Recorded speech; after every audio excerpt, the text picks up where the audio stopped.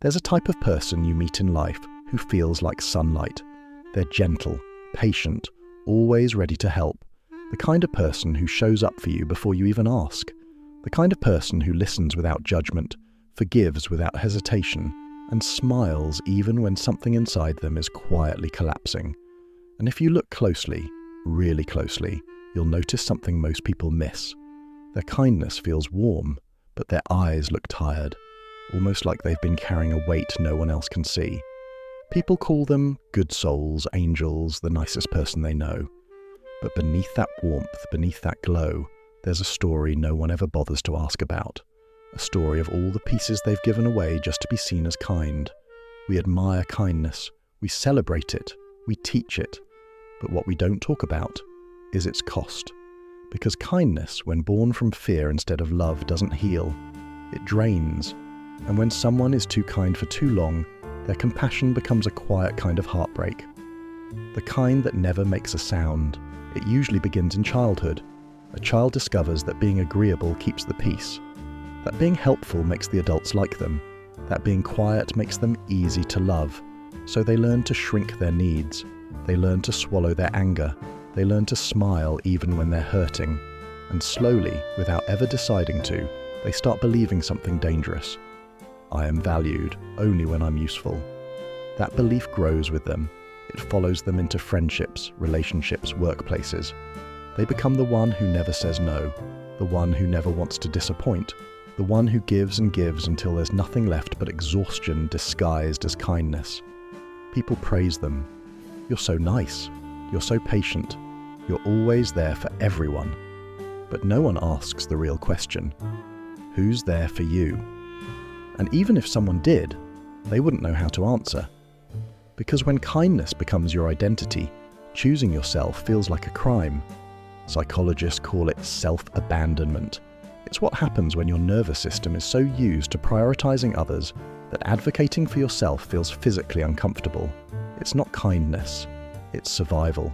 A reflex that once protected you, now slowly empties you. If you've ever been the kind one, you know this feeling. You help until you're drained. You give more than you receive. You accept apologies you never get. You stay silent so others won't feel guilty. You tell everyone you're fine, even when your soul is tired from carrying the weight of everyone's expectations. But here's the part no one talks about. Even the kindest hearts have limits. And when those limits are crossed again and again, something breaks. Not loudly, not dramatically, but quietly. A slow erosion, a fading, a disappearance. You stop recognizing yourself. You forget what you wanted. You no longer know where you end and where everyone else begins. And here's the truth most people don't want to hear. Kindness without boundaries is not kindness. It's self-erasure. It's like pouring water into everyone else's cups while your own stays empty. Eventually someone asks you to pour, and nothing comes out. Not because you don't want to give, but because you've given yourself away. People think kind people don't get angry, but they do. They just bury it.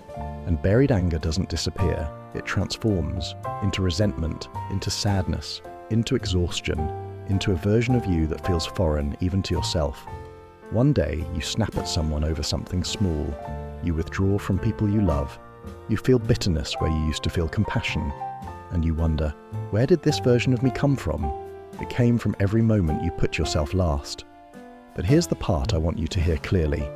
There is nothing wrong with being kind. Real kindness is beautiful.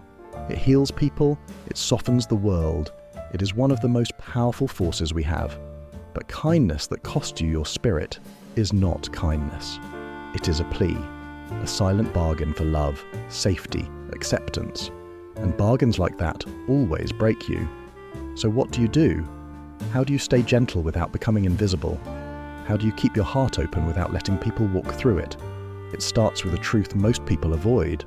You are allowed to take care of yourself. You are allowed to rest. You are allowed to say no, not because you're selfish, but because your well-being matters just as much as anyone else's. The world will not collapse if you stop saving it for a moment. The next time someone asks for something, pause. Just pause. Ask yourself, do I have the energy? Do I genuinely want to do this? Or am I afraid of letting them down?